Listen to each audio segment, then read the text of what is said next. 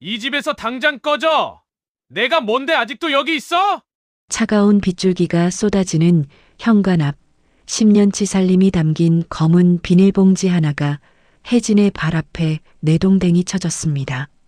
얼굴에는 빗물인지 눈물인지 모를 것이 흘러내렸고 뒤에서는 처음 보는 여자가 팔짱을 낀 채 입꼬리를 올리며 서 있었죠.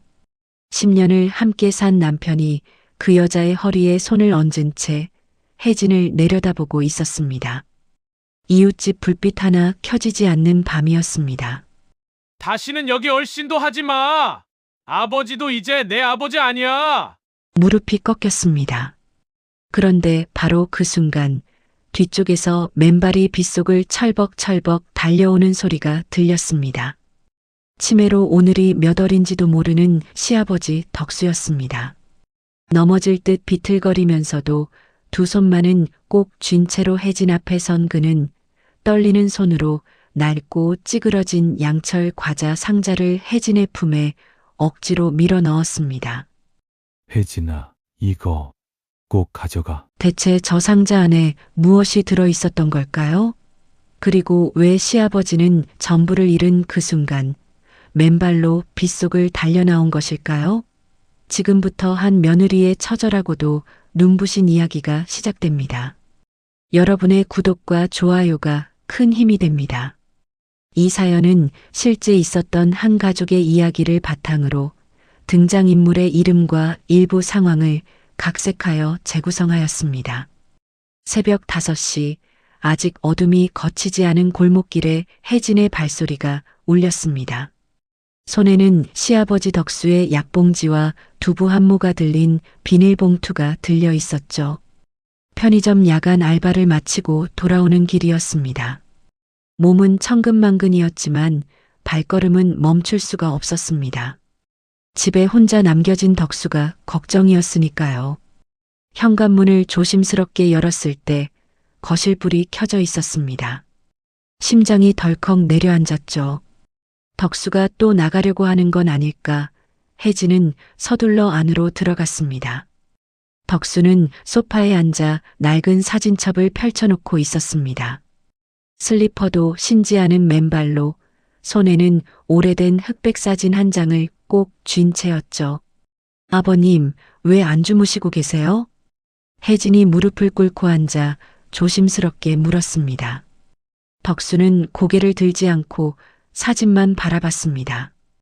80살에 가까운 얼굴에 주름이 깊게 패여 있었고 눈가는 촉촉했습니다. 혜진은 부엌에서 따뜻한 보리차를 한 잔 따라다가 덕수의 손에 쥐어줬습니다. 차 드세요, 아버님. 덕수가 그제야 천천히 고개를 들었습니다. 혜진을 바라보는 눈빛이 오늘따라 이상하리만치 맑았습니다. 치매가 왔다 갔다 하는 날들 속에서도 가끔 이렇게 선명한 눈빛을 보이는 날이 있었죠. 혜진은 그런 날이 반갑기도 하고 애틋하기도 했습니다. 혜진아. 네, 아버님. 고생이 많다. 혜진은 웃음으로 대답했습니다. 목 안쪽이 뜨거워졌지만 꾹 눌렀죠. 이 집에서 고생이 많다는 말을 해주는 사람은 덕수뿐이었습니다. 남편 태호는 혜진이 새벽에 들어와도 밤새 덕수 곁에 붙어 있어도 한 번도 수고했다는 말을 한 적이 없었으니까요. 결혼한 지 10년이 됐습니다. 태호와 혜진이 처음 만났을 때만 해도 태호는 그럭저럭 괜찮은 사람처럼 보였습니다. 작은 건자재 회사에 다니며 성실한 척했고 덕수의 아들이라는 이유 하나만으로도 혜진의 부모님은 결혼을 밀어붙였죠. 덕수는 젊은 시절 인천 차이나타운 근처에서 이름난 노포를 운영했던 사람이었고 동네에서 신망이 두터운 어른이었습니다. 그 아버지의 그 아들이라 믿었던 겁니다. 하지만 결혼 2년도 채 안 돼 태호의 민낯이 드러나기 시작했습니다. 도박이었습니다. 처음에는 가끔 친구들과 내기 바둑을 치는 수준인 줄 알았습니다. 그런데 어느 날부터인가 월급이 통장에 들어오는 날이면 다음 날 사라지기 시작했고 적금이 해지됐고 집 명의가 바뀌었습니다. 혜진이 눈치챘을 때는 이미 덕수의 식당 건물까지 담보로 잡혀 있었습니다. 덕수의 치매가 시작된 건 그 즈음이었습니다. 처음에는 단순한 건망증이라 생각했습니다. 열쇠를 어디 뒀는지 모른다거나 밥을 먹었는지 안 먹었는지 헷갈린다거나 하는 수준이었죠. 하지만 점점 심해졌습니다. 식당을 폐업해야 했고 덕수는 혼자서는 아무것도 할 수 없는 사람이 됐습니다. 혜진은 그때부터 덕수의 모든 것이 됐습니다. 아침에 일어나면 세수를 시켜드리고 약을 챙겨드리고 밥을 먹여드리고 산책을 시켜드렸습니다. 혜진의 하루는 오로지 덕수의 일과에 맞춰 돌아갔죠. 태호는 아버지 병수발에는 손가락 하나 보태지 않았습니다. 어쩌다 집에 들어오는 날이면 덕수를 못 본 척 지나치기 일쑤였고 혜진에게는 돈 내놓으라는 말만 늘어났습니다. 아버님, 오늘 날씨가 쌀쌀하대요. 산책은 내일 하는 게 좋겠어요. 일단 들어가서 주무세요. 혜진이 덕수를 부축해 방으로 데려갔습니다. 덕수는 순순히 따랐지만 침대에 눕기 전에 혜진의 손을 꼭 잡았습니다. 거칠고 마디마디가 굵은 손이었죠. 평생을 식당 일로 다져진 손이었습니다. 혜진아, 태호 그 녀석은. 덕수가 무언가를 말하려다 멈췄습니다. 눈빛이 흔들렸습니다. 맑았던 눈이 다시 안개가 끼듯 흐려지기 시작했죠. 혜진은 조용히 손을 두드렸습니다. 아버님, 그냥 주무세요. 다 괜찮아요. 다 괜찮다고 했지만 혜진도 알고 있었습니다. 아무것도 괜찮지 않다는 것을. 그날 저녁 태호가 연락도 없이 사흘 만에 귀가했을 때 혜진은 부엌에서 덕수의 저녁을 준비하고 있었습니다. 태호는 신발도 제대로 벗지 않고 들어오더니 냉장고 문을 열었다 닫았다를 반복했습니다. 밥 다 됐어? 조금만 기다려요. 얼마나? 5분이요. 태호는 대답도 없이 소파에 드러누웠습니다. 혜진은 아무 말도 하지 않았습니다. 10년을 살면서 배운 것이 있다면 태호에게 먼저 말을 거는 것은 아무런 의미가 없다는 것이었습니다. 어차피 돌아오는 건 짜증이거나 무관심이었으니까요. 저녁을 먹는 내내 태호는 혜진을 보지 않았습니다. 덕수에게도 시선 한 번 주지 않았죠. 수저를 내려놓으면서 태호가 처음으로 입을 열었습니다. 돈 있어? 얼마나요? 500만 원. 혜진은 숟가락을 내려놨습니다. 편의점 야간 알바로 한 달에 버는 돈이 150만 원이었습니다. 덕수의 약값과 기저귀가 병원비를 빼고 나면 남는 것이 없었죠. 없어요. 없다고? 없어요. 태호의 눈이 가늘어졌습니다. 혜진은 그 눈빛을 알았습니다. 무언가가 끝나려 하는 눈빛이었죠. 10년을 함께 살면서 처음 보는 눈빛이었지만 이상하게도 오래전부터 예감하고 있었던 것 같았습니다. 그날 밤 태호는 아무 말도 하지 않고 방으로 들어갔습니다. 새벽이 됐을 때 혜진은 덕수의 기침 소리에 눈을 떴습니다. 덕수의 방으로 가보니 이불이 다 걷혀 있었습니다. 혜진이 이불을 다시 덮어드리는 사이 덕수가 천장을 바라보며 중얼거렸습니다. 식당이, 거기 식당이 아직 있나? 어떤 식당이요, 아버님? 내 식당. 거기 비법이 있어. 혜진은 조용히 덕수의 등을 두드렸습니다. 치매가 심해지면 옛날 기억이 더 선명해질 때가 있다는 걸 알고 있었습니다. 덕수는 가끔 이렇게 식당 이야기를 했습니다. 50년 전 가게 이야기, 춘장 볶는 냄새, 단골 손님 이름들. 혜진은 그 이야기들을 항상 귀 기울여 들었습니다. 태호는 그런 이야기가 나오면 자리를 피했지만 혜진에게는 그것이 덕수와 연결되는 유일한 통로였으니까요. 다음 날 아침 혜진이 눈을 떴을 때 집안에서 이상한 기운이 느껴졌습니다. 태호의 방에서 낯선 향수 냄새가 났습니다. 심장이 서늘해졌죠. 문을 열었을 때 거기엔 처음 보는 여자가 서 있었습니다. 여자는 혜진을 보고도 놀라지 않았습니다. 오히려 더 당당하게 턱을 들었죠. 나이는 혜진보다 17살쯤 어려 보였고 비싼 옷을 입고 있었습니다. 태호가 그 뒤에서 천천히 일어나 앉으며 입을 열었습니다. 소개할게. 유라야. 혜진은 아무 말도 하지 못했습니다. 10년을 산 집안에서 남편의 침실에서 태호는 아무렇지도 않은 얼굴로 그 여자의 이름을 말했습니다. 유라는 혜진을 위아래로 훑어보더니 피식 웃었죠. 언니가 혜진 씨예요? 태호한테 많이 들었어요. 혜진의 귀에서 무언가가 윙하고 울렸습니다. 다리에 힘이 빠졌지만 혜진은 문틀을 잡고 버텼습니다. 쓰러지면 안 됐습니다. 지금 이 자리에서 무너지면 안 됐습니다. 나가요. 혜진이 낮게 말했습니다. 뭐? 지금 당장 나가요. 유라가 눈썹을 치켜 올렸습니다. 태호가 자리에서 일어나 팔짱을 끼며 혜진 앞에 섰습니다. 야, 목소리 낮춰. 아버지 깨신다. 아버님 깨시기 전에 저 여자 내보내요. 내보내긴 뭘 내보내. 앞으로 여기서 같이 살 거야. 그 말이 공기를 갈랐습니다. 혜진은 태호의 얼굴을 바라봤습니다. 10년 전 처음 만났을 때의 얼굴이 스쳤다가 사라졌습니다. 지금 눈앞에 서 있는 이 남자는 그때의 태호가 아니었습니다. 아니, 어쩌면 항상 이런 사람이었는지도 몰랐습니다. 이혼해줘. 태호가 먼저 꺼낸 말이었습니다. 도장 찍어주면 깔끔하게 끝내자. 어차피 우리 사이에 뭐가 남았어? 10년 동안 애도 못 낳고 돈도 못 벌고 아버지 수발이나 든 거잖아. 혜진의 눈가가 뜨거워졌지만 눈물은 나오지 않았습니다.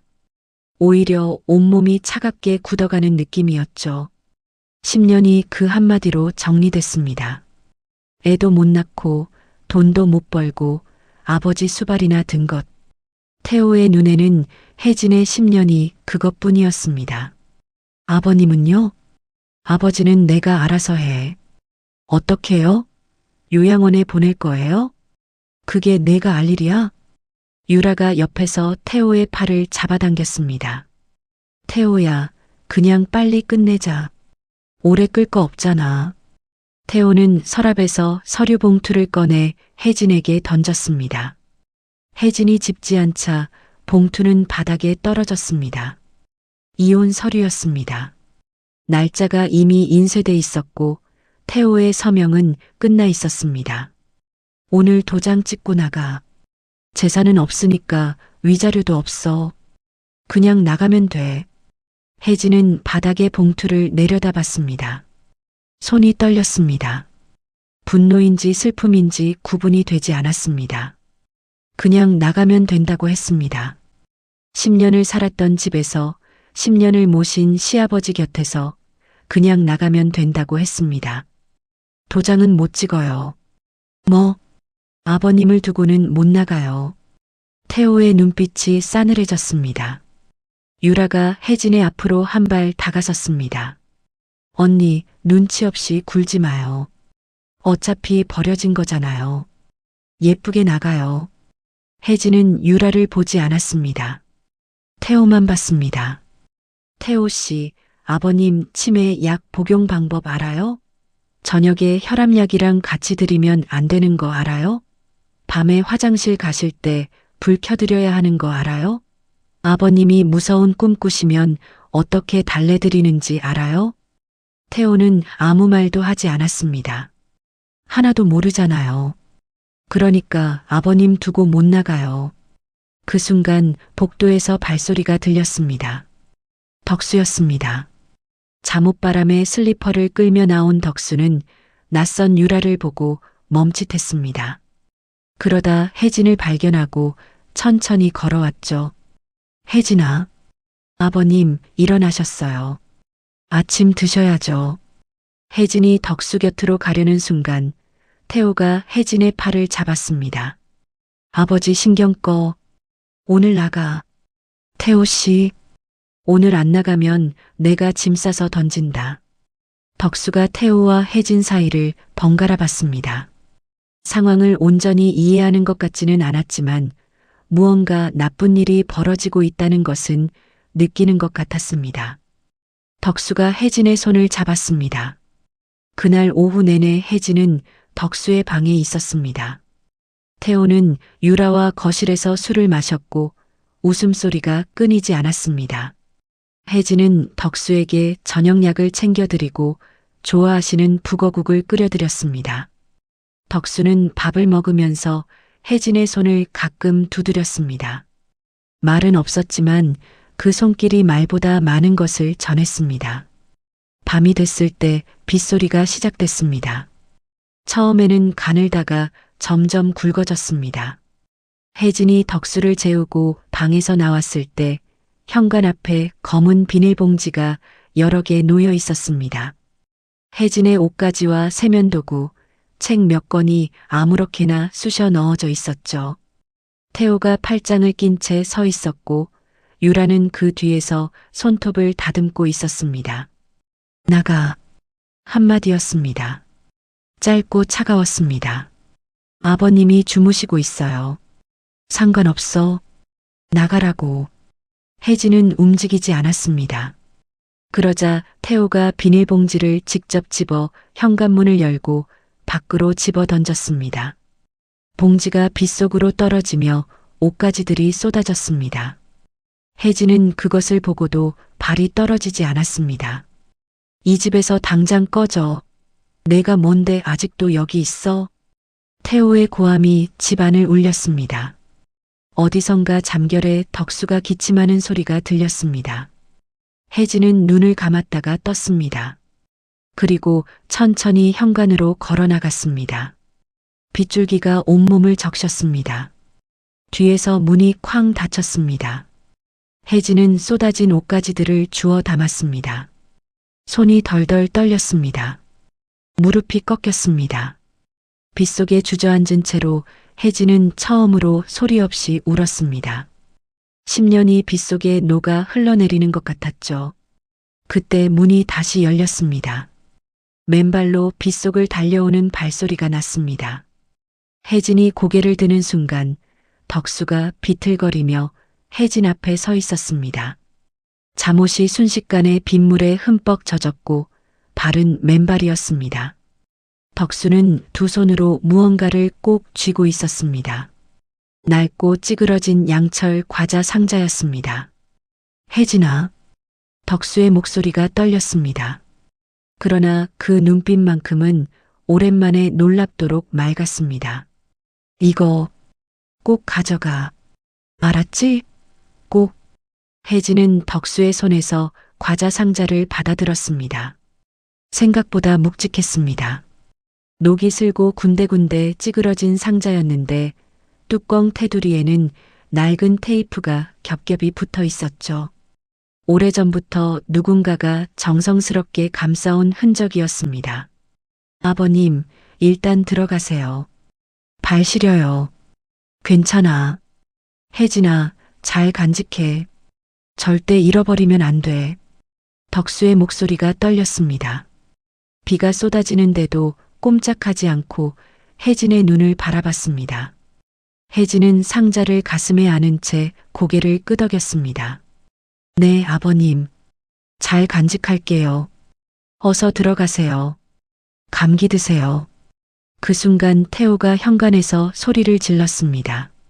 아버지, 들어와요, 빨리. 덕수는 뒤를 돌아봤습니다. 그러더니 혜진의 손을 한 번 더 꼭 쥐었다가 놓았습니다. 빗속에서 천천히 돌아서는 덕수의 뒷모습을 혜진은 눈에 담았습니다. 그것이 마지막 일 수도 있다는 예감이 가슴을 짓눌렀죠. 문이 닫혔습니다. 혜진은 혼자 빗속에 남겨졌습니다. 버스를 2번 갈아타고 도착한 곳은 역 근처의 낡은 여인숙이었습니다.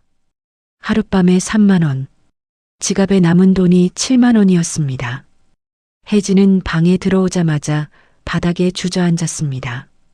빗물에 젖은 옷에서 물이 뚝뚝 떨어졌습니다.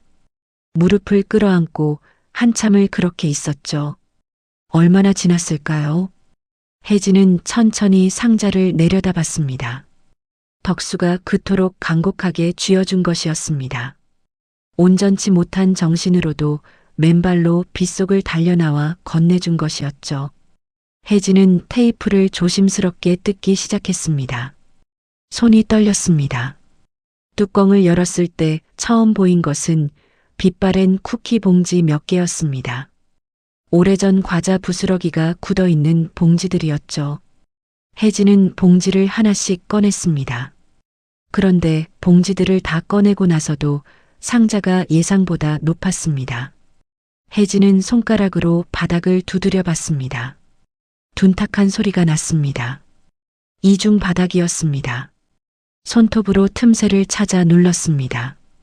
딸깍하는 소리와 함께 바닥이 들렸습니다. 혜진은 숨을 멈췄습니다. 그 안에는 비닐에 단단히 쌓인 뭉텅이가 있었습니다. 손이 떨리는 채로 비닐을 뜯었습니다. 수표였습니다.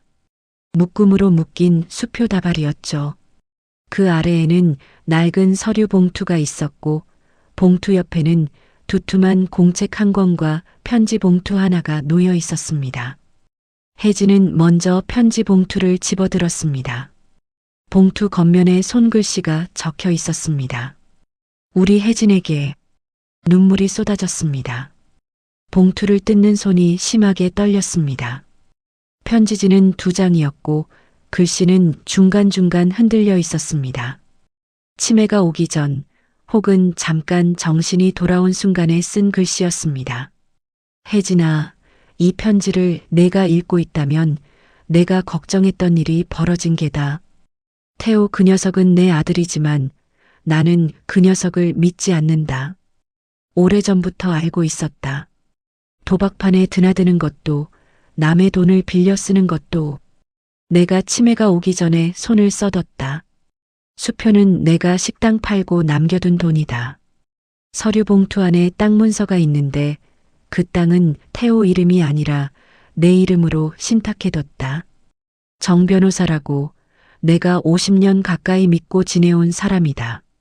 그 사람한테 연락해라. 연락처가 공책 뒤에 적혀 있다. 혜진은 편지를 읽다가 몇 번이나 멈춰야 했습니다. 눈물이 글씨를 가렸습니다. 그리고 공책은 내 식당 비법 노트다. 45년 동안 내가 직접 쓰고 고치고 다듬은 거다. 레시피만 있는 게 아니라 식재료 고르는 법, 손님 대하는 법, 가게 운영하는 법까지 다 적었다. 이걸로 뭔가를 해봐라, 혜진아. 내가 할 수 있다. 나는 안다. 10년 동안 너를 지켜봤다. 내가 손님이었으면 우리 가게 단골이 됐을 사람이다. 음식 하나를 먹어도 눈이 빛나는 사람이거든. 편지 끝에는 이런 문장이 있었습니다. 미안하다, 혜진아. 내 아들 때문에 고생을 시켜서. 그리고 고맙다. 그 못된 놈의 아비를 이렇게 정성껏 돌봐줘서. 너는 피 한 방울 안 섞였지만 내 진짜 가족이다. 혜진은 한참 동안 울었습니다.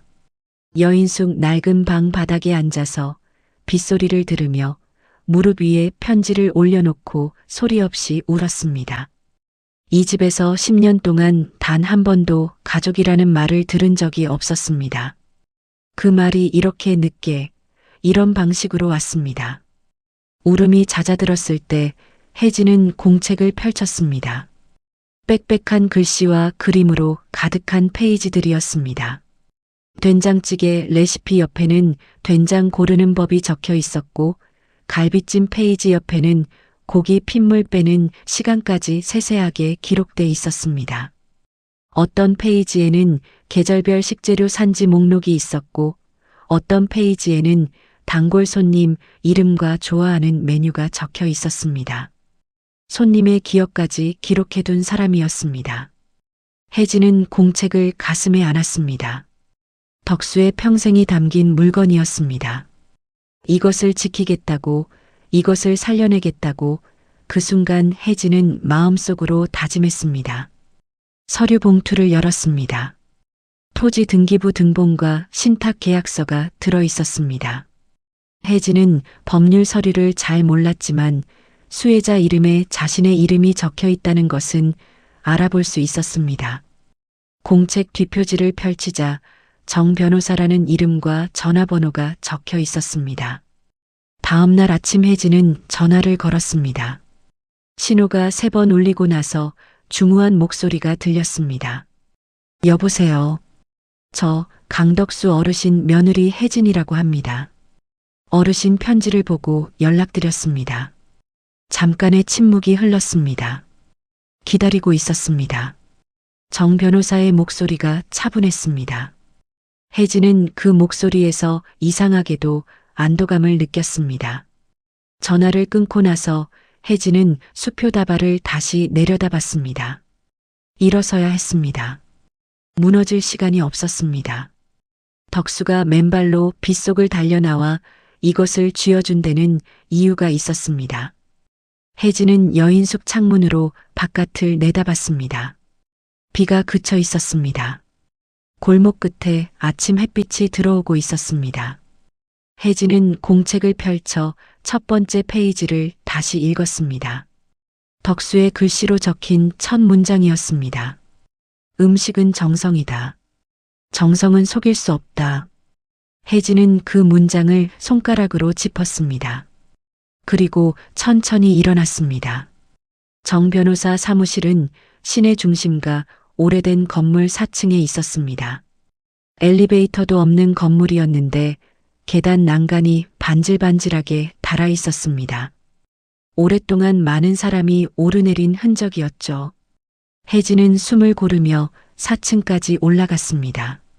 사무실 문을 열자 70대 초반으로 보이는 남자가 자리에서 일어났습니다. 키가 크고 머리가 휘었으며 눈빛이 온화하면서도 단단했습니다. 정 변호사였습니다. 앉으세요. 혜진이 자리에 앉자 정 변호사가 먼저 말을 꺼냈습니다. 덕수 씨한테 연락을 기다리라는 말을 들은 게 3년 전입니다. 그때 이미 신탁 계약은 다 마무리돼 있었어요. 덕수 씨가 치매 판정을 받기 직전에 서둘러 처리한 겁니다. 아버님이 그렇게 오래전부터 준비하신 거예요? 그분은 아들이 어떤 사람인지 누구보다 잘 알고 계셨습니다. 정 변호사가 파일을 꺼내 펼쳤습니다. 서류들이 정리돼 있었습니다. 혜진은 설명을 들으며 내용을 따라갔습니다. 과자 상자 안의 땅 문서는 경기도 외곽 지역의 토지였는데 몇 년 전부터 재개발 구역으로 지정돼 있었습니다. 보상금 예정액이 수십억 원에 달하는 땅이었죠. 덕수가 식당을 운영하던 시절부터 조금씩 모아 사뒀던 땅이었습니다.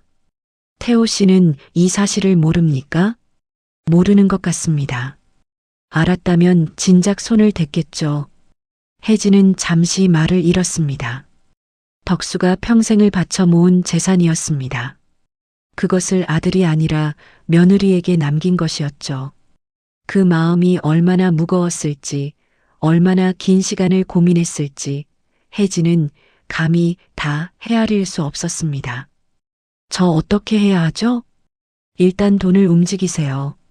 수표는 제가 안전하게 처리할 수 있도록 도와드리겠습니다.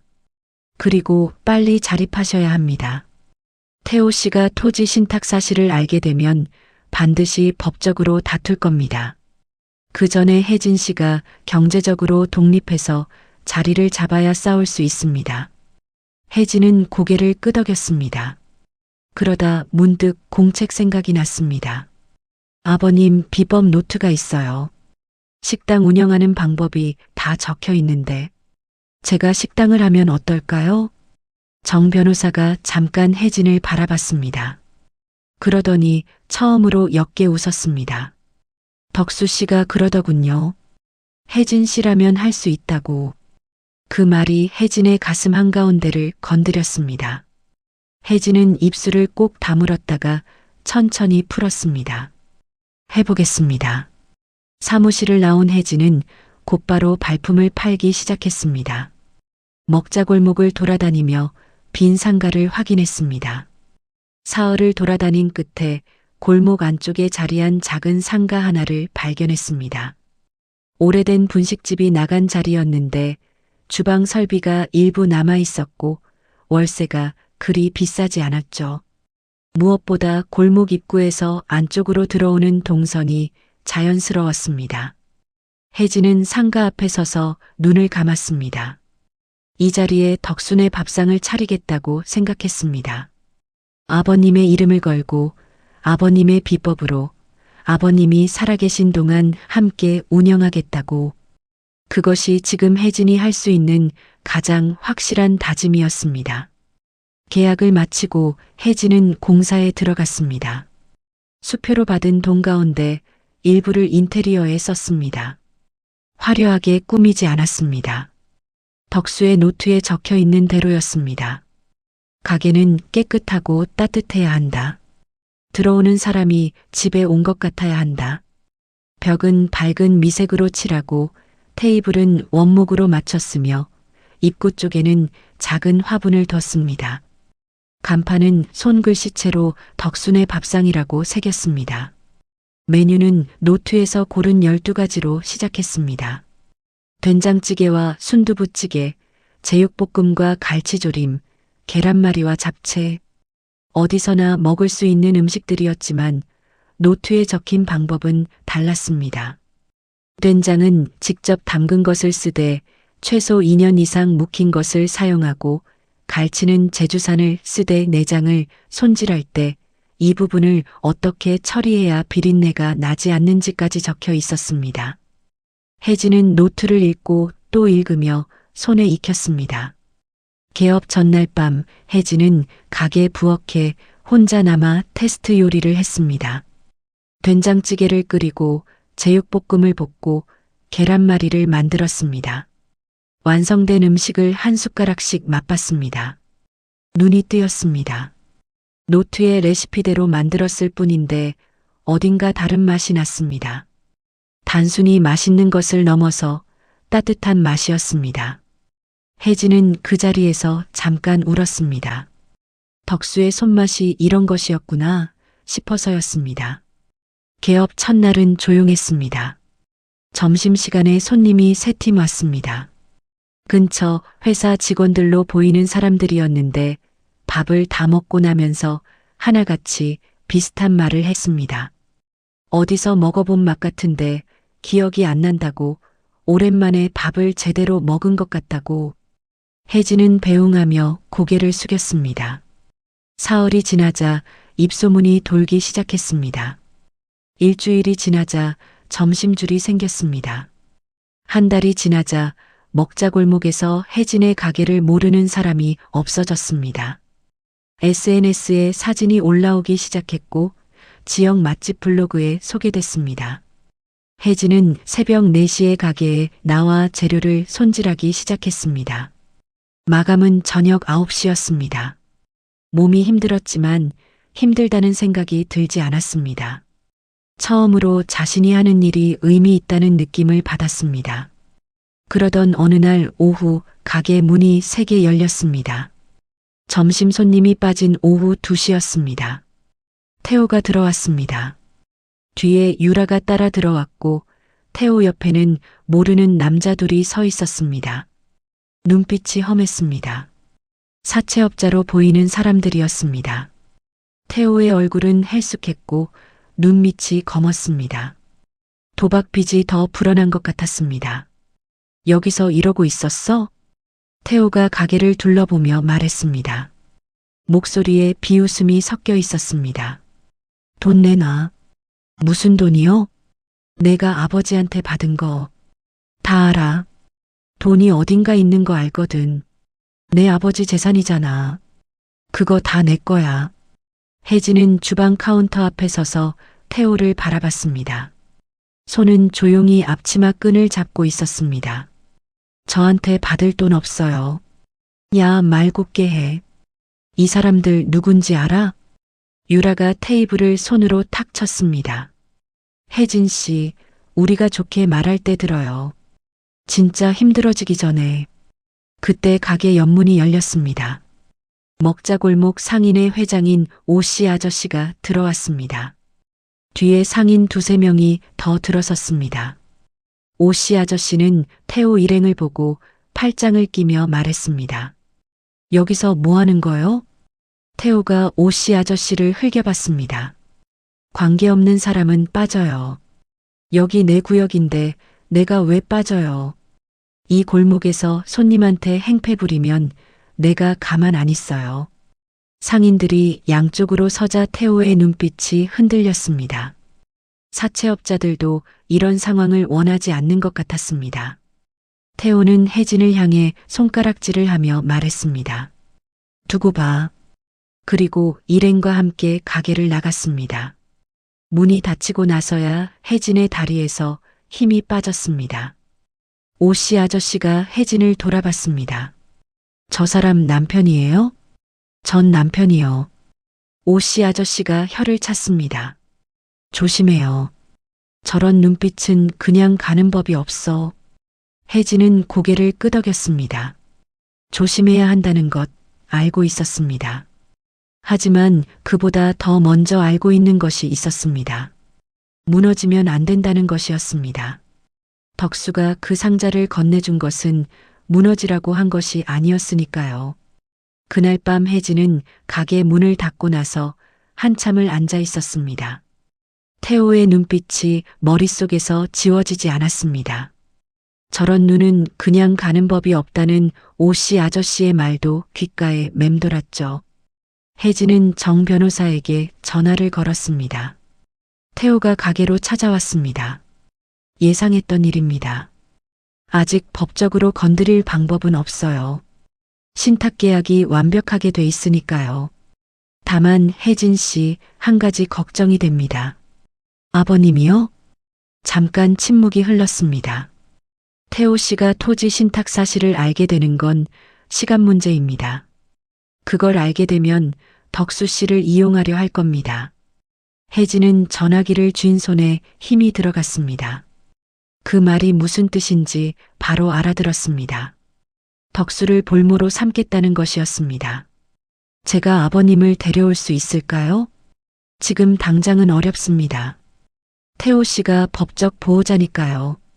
섣불리 움직이면 오히려 빌미를 줄 수 있어요. 일단 가게를 더 키우세요. 경제적 기반이 탄탄해야 싸울 수 있습니다. 전화를 끊고 나서 혜진은 공책을 펼쳤습니다. 덕수의 글씨를 눈으로 쫓으며 마음을 가라앉혔습니다. 서두르면 안 됐습니다. 지금은 버티는 것이 싸우는 것이었습니다. 가게는 날이 갈수록 자리를 잡아갔습니다. 2달이 지나자 저녁 장사까지 시작했습니다. 점심에 직장인들이 줄을 섰다면 저녁에는 가족 단위 손님들이 찾아왔습니다. 혜진은 노트에서 몇 가지 메뉴를 더 추가했습니다. 덕수가 겨울 메뉴로 따로 표시해둔 우거지 갈비탕과 들깨, 수제비였습니다. 뚝배기에서 보글보글 끓어오르는 갈비탕은 나오자마자 테이블마다 탄성이 나왔습니다. 상인의 사람들도 하나둘 혜진의 편이 됐습니다. 처음에는 그저 이웃 상인으로 지냈지만 태호 일행을 함께 내보낸 뒤로는 사이가 달라졌죠. 옆 가게 국수집 이씨 아주머니는 가끔 육수 재료를 나눠줬고 건너편 반찬 가게 박씨 아저씨는 식재료 도매 업체를 연결해줬습니다. 혜진은 그 고마움을 음식으로 돌려줬습니다. 매주 월요일 가게 쉬는 날이면 상인의 사람들을 모아 밥을 한 끼씩 대접했습니다. 그러던 어느 날 아침이었습니다. 가게 문을 열기 전에 휴대폰 알림이 연달아 울렸습니다. 처음에는 무심코 봤는데 화면을 확인하는 순간 손이 굳어버렸습니다. 유튜브 영상 링크가 여러 개 올라와 있었습니다. 지인들이 보낸 것들이었죠. 영상 제목은 이랬습니다. 치매 시아버지 재산 꿀꺽한 파렴치 며느리 실화. 썸네일에는 혜진의 가게 사진과 혜진의 얼굴이 흐릿하게 처리돼 있었습니다. 조회수가 이미 수십만이었습니다. 손이 떨렸습니다. 영상을 눌렀습니다. 목소리를 변조한 남자가 흥분한 어조로 떠들어댔습니다. 내용은 이랬습니다. 치매에 걸린 시아버지를 이용해 재산을 가로챈 며느리가 있다. 그 며느리는 인감도장을 위조해 땅 문서를 자기 이름으로 바꿨다. 지금 그 돈으로 식당을 차려 잘 먹고 잘 살고 있다. 남편은 재산을 모두 잃고 거리에 나앉았다. 영상 곳곳에 혜진의 가게 외관 사진과 메뉴판 사진이 삽입돼 있었습니다. 혜진은 영상을 끝까지 봤습니다. 심장이 빠르게 뛰었지만 억지로 호흡을 고르며 봤습니다. 태호가 뒤에 있다는 것은 바로 알 수 있었습니다. 영상에 나오는 내용은 전부 사실을 뒤틀어 만든 것이었지만 모르는 사람이 보면 충분히 믿을 수 있게 편집돼 있었습니다. 댓글 창을 열었다가 바로 닫았습니다. 욕설과 비난이 수백 개였습니다. 가게 번호로 전화가 걸려오기 시작했습니다. 처음에는 한 통, 두 통이더니 금세 연달아 울렸습니다. 혜진은 전화를 받지 않았습니다. 오전 11시 구청 직원이 가게로 찾아왔습니다. 민원이 접수됐다며 위생 점검을 나왔다고 했습니다. 점검은 2시간 넘게 이어졌습니다. 혜진은 묵묵히 응대했습니다. 점검 결과 위생 상태에는 아무 문제가 없었지만 직원이 돌아가면서 말했습니다. 민원이 또 들어오면 영업 정지 처분이 날 수도 있다고. 점심 손님이 줄기 시작한 것은 그날 오후부터였습니다. 평소 줄을 서던 직장인들이 보이지 않았습니다. 들어오던 손님이 유리문 앞에서 휴대폰을 보다가 그냥 지나치는 경우도 있었습니다. 영상이 퍼진 것이었습니다.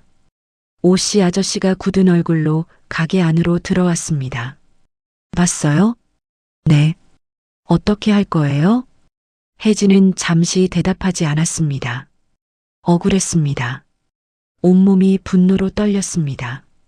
하지만 그것을 겉으로 드러내면 안 된다는 것을 알았습니다.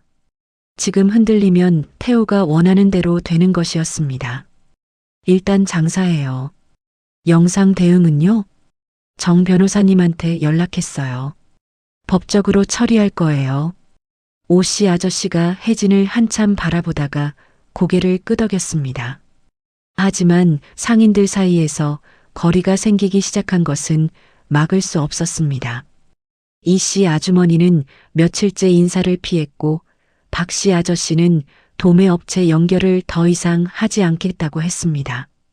직접 뭐라고 하는 사람은 없었지만 혜진을 대하는 눈빛이 달라졌습니다. 며칠 전까지 같이 밥을 먹던 사람들이었습니다. 혜진은 혼자 버텼습니다. 새벽 4시에 나와 재료를 손질하고 9시에 문을 열고 저녁 9시에 문을 닫았습니다. 손님이 줄어도 음식의 질은 낮추지 않았습니다. 덕수의 노트에 적힌 대로 손님이 1명이어도 100명일 때와 똑같이 정성을 들였습니다. 그러다 영업 정지 통보가 날아왔습니다. 민원이 누적됐다는 이유였습니다. 2주 영업 정지였습니다. 혜진은 통보서를 들고 가게 문을 잠갔습니다. 아무도 없는 가게 안에서 의자에 앉아 천장을 올려다봤습니다. 너무 조용했습니다. 그때 휴대폰이 울렸습니다. 모르는 번호였습니다. 받지 않으려다가 뭔가에 이끌려 받았습니다. 혜진 씨? 낯선 목소리였습니다. 중년 남자의 목소리였는데 차분하고 굵었습니다. 누구세요? 최 반장이라고 합니다. 오씨 아저씨한테 연락처 받았어요. 옆 골목에서 유도관 운영하는 사람인데 제가 전직 형사였습니다. 혜진은 잠시 침묵했습니다. 저한테 왜 연락하셨어요? 도움이 필요할 것 같아서요. 그리고 솔직히 말씀드리면 최 반장이 잠깐 멈췄습니다. 저 덕수 씨 오래된 단골이었습니다. 그분 식당 20년 넘게 다녔어요. 혜진의 눈이 뜨거워졌습니다. 덕수의 사진첩에서 봤던 얼굴이 떠올랐습니다. 짜장면을 먹으며 웃고 있던 형사 아저씨. 그 사람이었습니다. 찾아와도 될까요? 혜진은 대답하기 전에 잠깐 눈을 감았습니다. 사방이 막히는 것 같던 그 순간 전혀 예상하지 못한 곳에서 목소리가 들려왔습니다. 혜진은 천천히 입을 열었습니다. 네, 오세요. 최 반장은 다음날 오전에 가게로 찾아왔습니다. 60 초반으로 보이는 남자였는데 키가 크고 어깨가 넓었습니다. 머리는 짧게 깎았고 얼굴에는 오랜 세월의 흔적이 깊이 새겨져 있었습니다. 손이 컸습니다. 악수를 청하는 손이 혜진의 손을 2배는 덮을 것 같았죠. 덕수 씨 식당에 처음 간 게 30년도 더 됐습니다. 그때 제가 막 형사 됐을 때인데 밥값이 없어서 외상으로 먹은 게 첫 인연이에요. 덕수 씨가 그냥 드시라고 하셨거든요. 최 반장이 빈 가게 안을 둘러보며 말했습니다. 혜진은 커피를 한 잔 내밀었습니다. 아버님다운 이야기네요. 그 이후로 쭉 단골이었습니다. 덕수 씨 식당이 폐업하고 나서도 자주 뵀어요. 치매가 심해지시기 전까지는요. 최 반장은 커피를 한 모금 마시고 혜진을 바라봤습니다. 영상 봤습니다. 다 거짓말이죠? 네. 태호 씨 뒤에 누가 있는지는 확인했습니다. 사이버 레카 채널인데 돈 받고 영상 만들어주는 사람들이에요. 태호 씨가 그쪽에 얼마를 건넸는지는 아직 모르지만 확인하면 나올 겁니다. 혜진은 최 반장을 바라봤습니다. 이 사람이 왜 이렇게까지 해주는 것인지 물어봐야 할 것 같았습니다. 최 반장님, 왜 도와주시는 거예요? 최 반장이 커피잔을 내려놨습니다. 덕수 씨한테 빚이 있어서요. 외상값만이 아니라 제가 힘들 때마다 그분 가게에 가서 밥을 먹으면 힘이 났습니다. 밥 한 그릇이 그렇게 사람을 살릴 수 있다는 걸 그때 배웠어요. 그분이 지금 어떤 상황인지 알고 있습니다. 그냥 못 본 척하기가 안 되더라고요. 혜진은 눈을 내리깔았습니다. 목이 뜨거워졌지만 꾹 눌렀습니다. 그런데 혜진 씨, 한 가지 말씀드려야 할 게 있습니다. 최 반장의 목소리가 낮아졌습니다. 덕수 씨 소재를 추적해 봤는데 지금 자택에 안 계십니다. 혜진의 등이 굳었습니다. 무슨 말씀이에요? 태호 씨가 2주 전에 덕수 씨를 어딘가로 옮겼습니다. 요양원 등록이 돼 있는데 정식 인가를 받은 시설이 아니에요. 인적이 드문 바닷가 쪽 폐건물을 고쳐서 운영하는 불법 시설입니다. 제가 위치는 파악해뒀습니다. 혜진은 자리에서 일어섰습니다. 다리가 떨렸지만 일어섰습니다. 지금 당장 가야 해요. 잠깐요. 최 반장이 손을 들어 혜진을 멈췄습니다. 지금 바로 가면 안 됩니다. 태호 씨가 덕수 씨를 거기 옮긴 건 혜진 씨를 협박하려는 겁니다. 우리가 먼저 움직인다는 걸 알면 덕수 씨를 또 옮기거나 더 위험한 상황이 생길 수 있어요. 준비를 하고 움직여야 합니다. 혜진은 주먹을 쥐었습니다. 당장 달려가고 싶었습니다. 하지만 최 반장의 말이 맞았습니다. 얼마나 걸려요? 사흘이면 됩니다. 사흘은 길었습니다. 혜진은 그 사흘 동안 잠을 거의 자지 못했습니다. 덕수가 지금 어떤 상태인지, 밥은 먹고 있는지, 약은 받고 있는지 생각이 꼬리를 물었습니다. 낮에는 영업 정지된 가게에 혼자 앉아 공책을 읽었습니다. 덕수의 글씨를 보면 마음이 조금 진정됐습니다. 사흘째 되는 날 밤 최 반장에게서 연락이 왔습니다. 내일 새벽에 움직입니다. 혜진은 그날 밤 가게에서 잠을 청했습니다. 눈은 감겼지만 잠은 오지 않았습니다. 새벽 2시에 일어나 세수를 하고 운동화 끈을 단단히 묶었습니다. 새벽 3시 최 반장의 차를 타고 출발했습니다. 바닷가까지는 2시간 거리였습니다.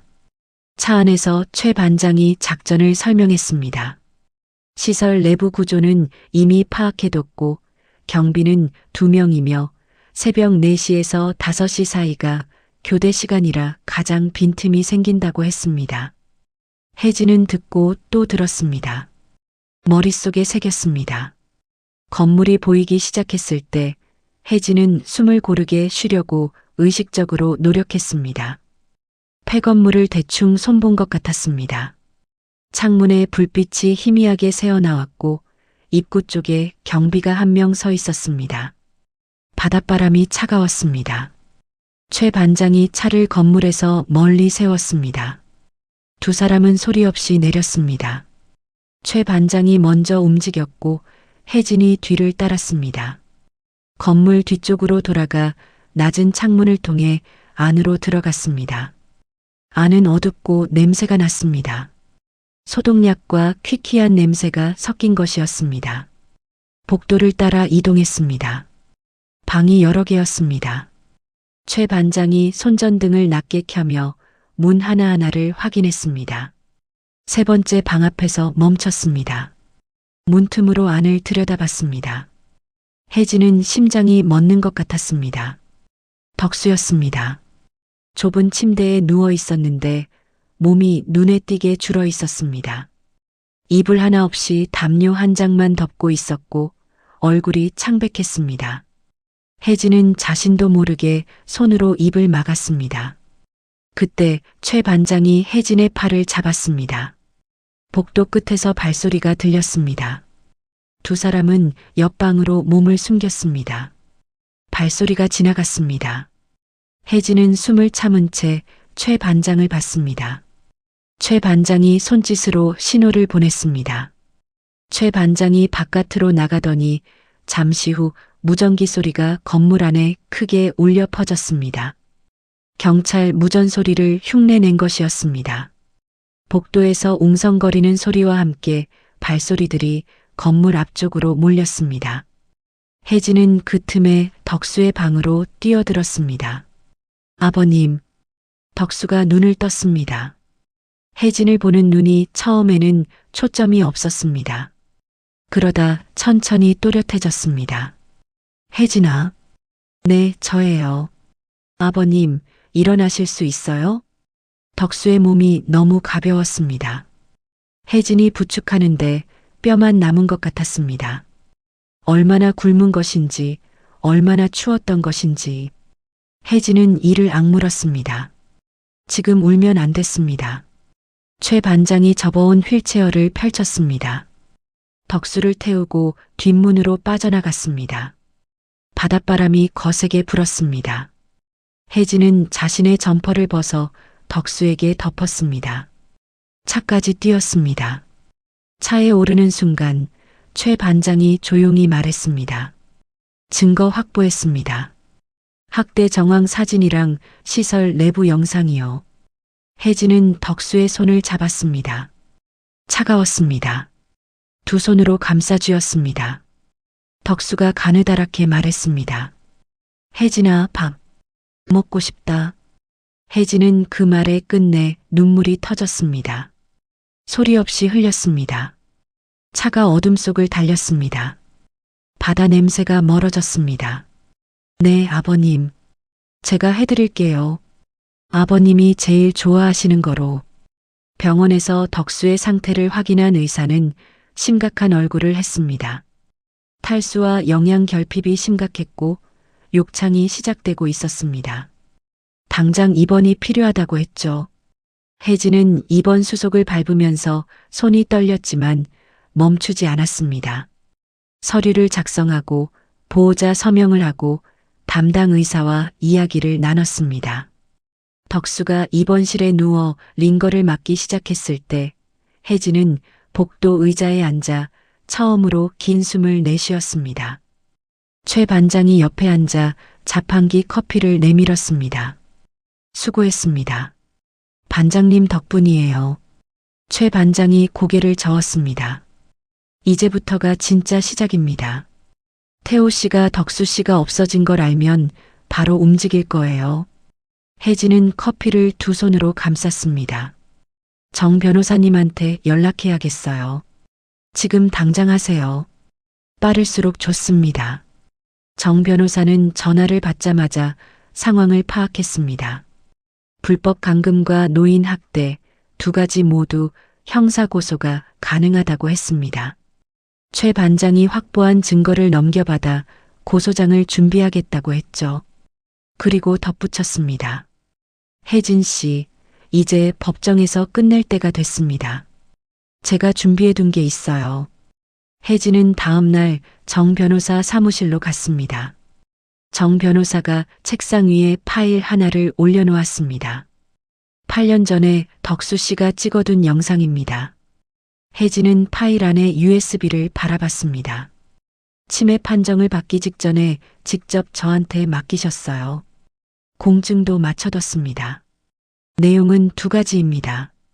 첫 번째는 태호 씨의 과거 횡령 증거, 두 번째는 전 재산을 혜진 씨에게 증여한다는 의사표시입니다. 혜진은 잠시 말을 잃었습니다.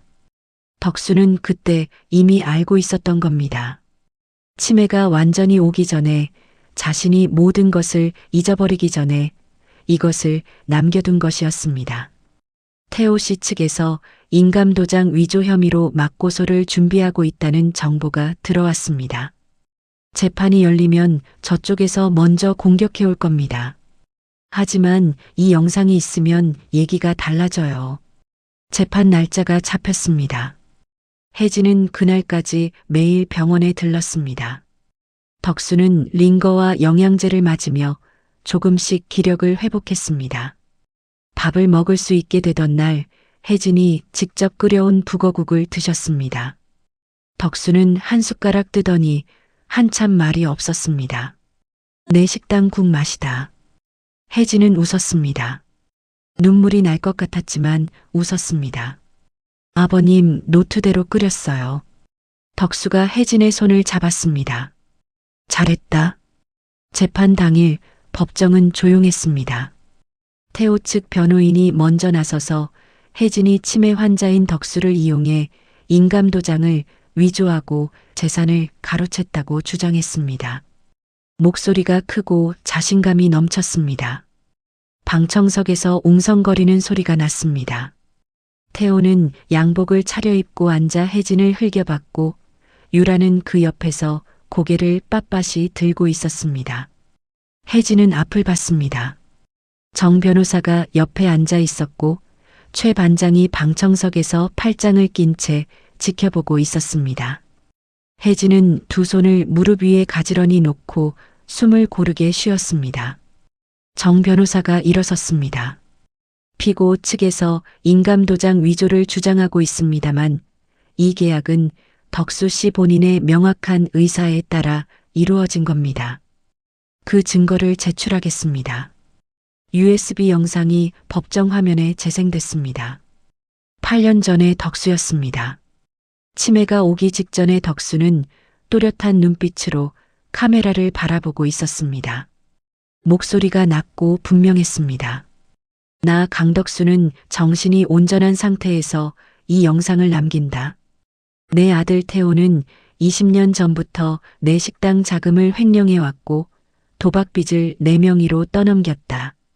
증거는 따로 봉투에 담아 정 변호사에게 맡겨뒀다. 나는 내 전 재산을 며느리 이혜진에게 증여한다. 이혜진은 10년 동안 나를 자식보다 더 지극정성으로 돌봐줬다. 태호는 내 호적에 올라있지만 이혜진이 내 진짜 가족이다. 법정이 조용해졌습니다. 태호의 얼굴이 하얗게 질렸습니다. 유라가 태호의 팔을 잡았지만 태호는 꼼짝하지 않았습니다. 정 변호사가 다음 자료를 제출했습니다.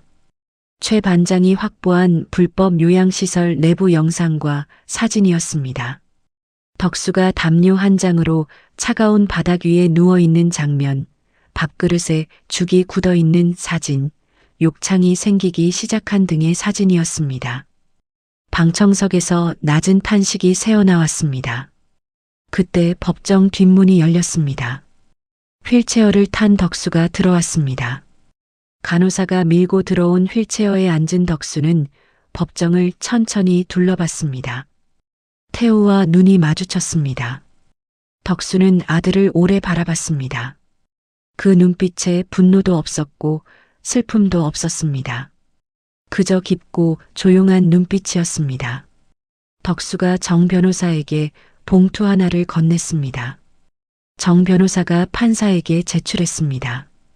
덕수가 요양시설에 있는 동안 태호가 한 말들을 기억이 또렷한 날에 직접 받아 적은 녹취 기록이었습니다. 병수바라는 요양보호사가 몰래 적어준 것이었습니다. 태호 측 변호인이 이의를 제기했습니다. 치매 환자의 진술은 신뢰할 수 없다고 했습니다. 정 변호사가 조용히 받아쳤습니다. 치매는 기억이 오락가락하는 병입니다. 하지만 덕수 씨는 오늘 이 법정에 직접 나오셨습니다. 본인이 직접 말씀하시겠습니다. 덕수가 마이크 앞으로 천천히 나왔습니다. 손이 떨렸지만 목소리는 생각보다 또렷했습니다. 태호는 내 친아들이 아닙니다. 입양한 아이였습니다.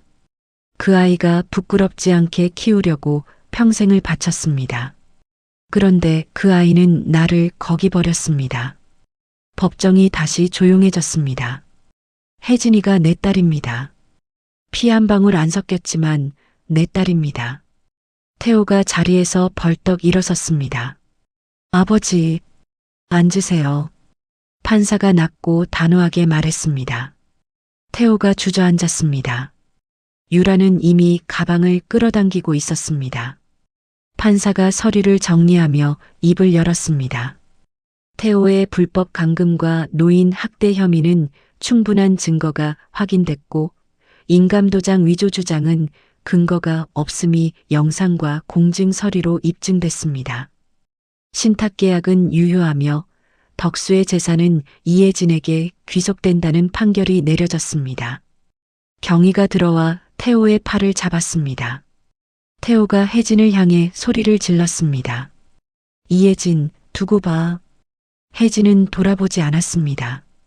덕수 곁으로 걸어갔습니다. 덕수의 손을 잡았습니다. 덕수가 혜진을 올려다봤습니다. 눈가에 주름이 깊어지며 웃었습니다. 법정 밖으로 나왔을 때 햇빛이 쏟아졌습니다. 혜진은 덕수의 휠체어를 밀며 계단 앞에 섰습니다.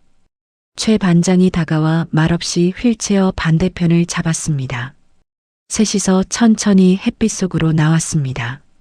재판이 끝나고 사흘이 지났을 때 먹자골목에 소문이 돌기 시작했습니다.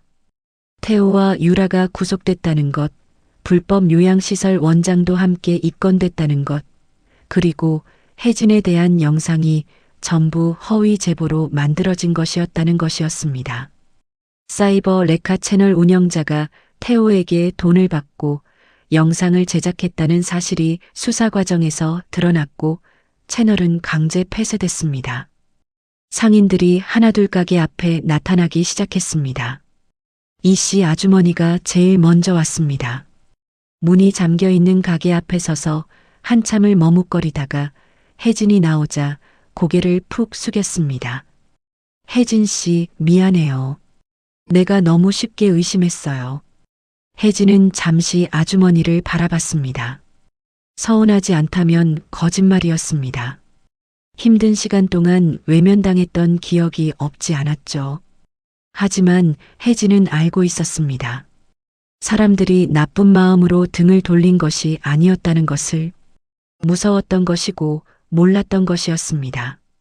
괜찮아요, 아주머니. 괜찮긴 뭐가 괜찮아요. 내가 진짜 나빴지. 이 씨 아주머니의 눈이 빨개졌습니다. 혜진은 아주머니의 손을 잡았습니다. 다시 시작하면 되죠. 박 씨 아저씨도 왔고 건너편 삼겹살집 사장도 왔습니다. 오 씨 아저씨는 상인의 사람들을 모두 데리고 왔습니다. 혜진은 가게 문을 열고 사람들을 다 안으로 들였습니다. 좁은 가게에 상인들이 꽉 찼습니다. 혜진은 부엌으로 들어가 국을 올렸습니다. 사람들이 쑥스럽게 앉아 있는 사이 뚝배기에서 보글보글 끓는 소리가 났습니다. 밥을 먹으면서 오 씨 아저씨가 먼저 말을 꺼냈습니다.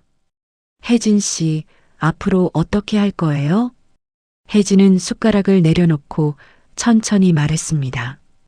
영업 정지 풀리면 다시 열 거예요. 그리고 한 가지 더 하고 싶은 게 있어요. 사람들이 해진을 받습니다. 아버님 뜻을 이어서 재단을 만들려고요. 소외계층 아이들 장학금이요. 아버님이 평생 음식으로 사람을 살렸던 분이니까 그 정신을 이어가고 싶습니다. 조용했습니다. 그러다 오씨 아저씨가 헛기침을 했습니다. 우리도 함께하면 안 됩니까?